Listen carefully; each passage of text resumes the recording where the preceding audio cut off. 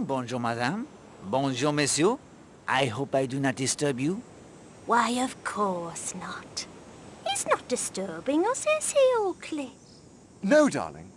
You must be our newest addition.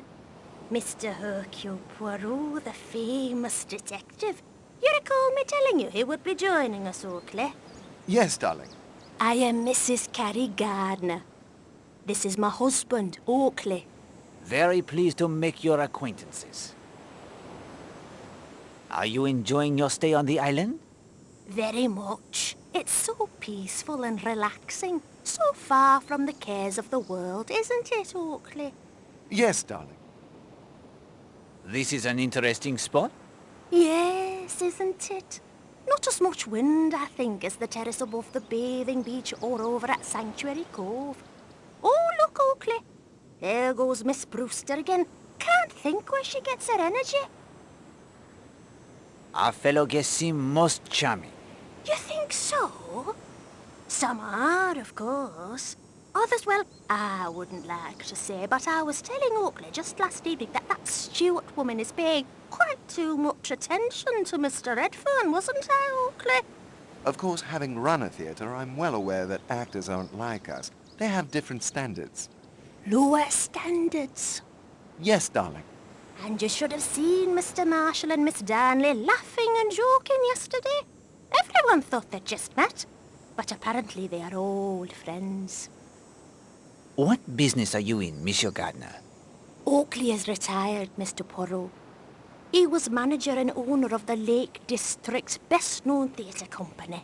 These days I travel and indulge my passion for collecting rare coins. Enough of that. I'm sure Mr. Poirot isn't interested in old coins. I will leave you now.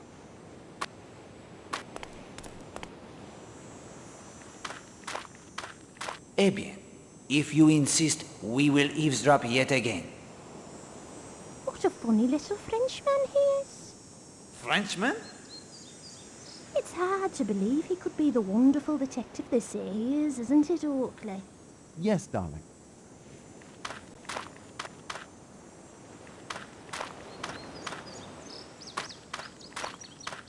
A sturdy post. A sturdy... What are you thinking, Hastings? Poirot, he does not climb up and down the ladders?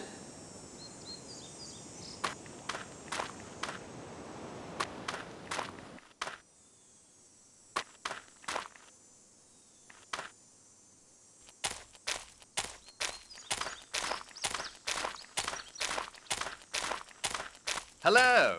You haven't seen a tennis ball in the grass, have you? I had a lob go spectacularly astray. No, monsieur. I am sorry. You wouldn't be Hercule Poirot by any chance, would you? I am Poirot. Monsieur? Kenneth Marshall. That was my wife, Arlena. She is very charming, Madame Marshall. Hastings, if you embarrass me, we will cease the investigation at once. My apologies, Poirot. I'll try to remember who I am. Listen, Poirot. This is a bit of luck finding you here. Something rather distressing has happened.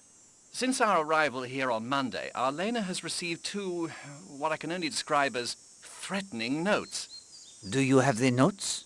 Well, yes, here they are. Arlena thinks I destroyed them, but I thought I'd better not. Very wise. One moment, please, while I examine them. Arlena refuses to take them seriously. She says people are often jealous of her due to her success and her beauty, and it's no more than that. I'm not so sure. You are right to be concerned. In my experience, Captain Marshall, the hatred to write such notes is one to take very seriously indeed. Would you have a talk with Arlena and tell her that? I will do as you ask. How did these arrive? The first was simply shoved under her door. The second was found on her dressing table.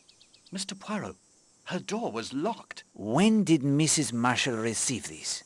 That first note was found the morning after we arrived. That would have been August 20th.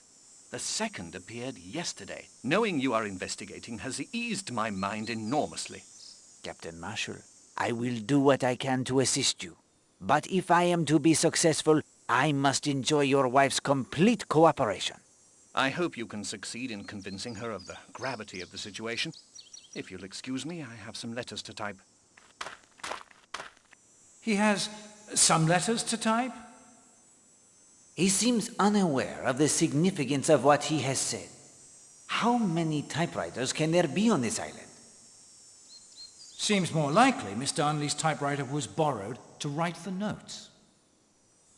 It is possible. You knew there might be a real danger to Mrs. Marshall even then. Yes, my friend. I could feel something in the wind. The way sailors can sense the approaching storm.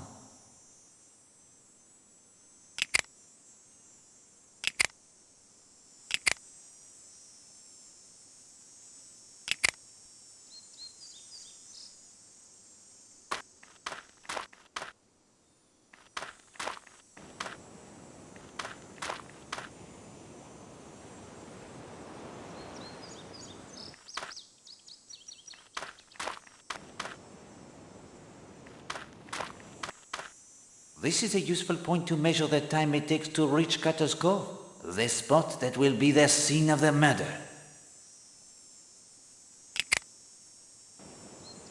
From the monastery ruins to Cutter's Cove, it is 12 minutes.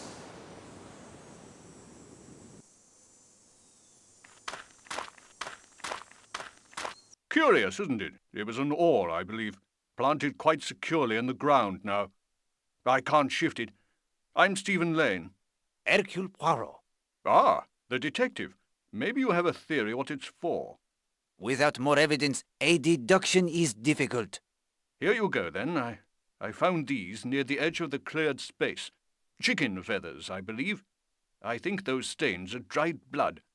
Suggestive, don't you think? Perhaps. Do you have a theory about this post and the clearing, Monsieur Lane? I felt something the moment I arrived on this island, Mr. Poirot. It is especially strong here. I can only describe it as a feeling of evil. More than a feeling, it's almost a physical presence. Yes, it is very romantic here. It is peaceful. The sun shines, the sea it is blue. But there is evil everywhere under the sun. There's a quote from Ecclesiastes. Yea, also the heart of the sons of men is full of evil, and madness is in their heart while they live. Nowadays, nobody believes in evil. Even with what is happening in Europe, they want to think that reason and common sense will prevail. But evil cannot be reasoned with, and it is real. It walks the earth. What brings you to Seadrift Island, Monsieur Lane? My health. I was the vicar of a church near Brixham. I became ill. I had to leave my church. I came here to heal among the historic churches and religious ruins of the area, like this old monastery. It dates back to the Middle Ages. The order was most known for producing a passable brandy, I believe, but they never flourished. I expect that was because of the site they chose. What is wrong with this site? It isn't the only Christian edifice erected on top of more ancient construction, as I'm sure you know. In this case, there was a Roman temple here, 500 years before the monks arrived. Unfortunately, it is believed it was a temple to Bacchus, a particularly nasty cult notable for debauchery and licentiousness. Bacchus, eh? That might explain the decent brandy. I was searching for evidence of the earlier temple when you arrived. I found an opening beneath one of the walls over there, leading down into the earth. But it's blocked by a sizable stone. I was hoping to use this post as a lever, but it's immovable. What do you think of our fellow guests? I haven't spent much time with them, I'm afraid. I've been poking around out here, mainly. If I could get some idea of the location of other nearby religious sites, I expect I'd be off to visit those. I think it would do me good after this place. Mr. Poirot, I'm feeling under the weather. These ruins take it quite out of me, I'm afraid. If you'll excuse me. But of course.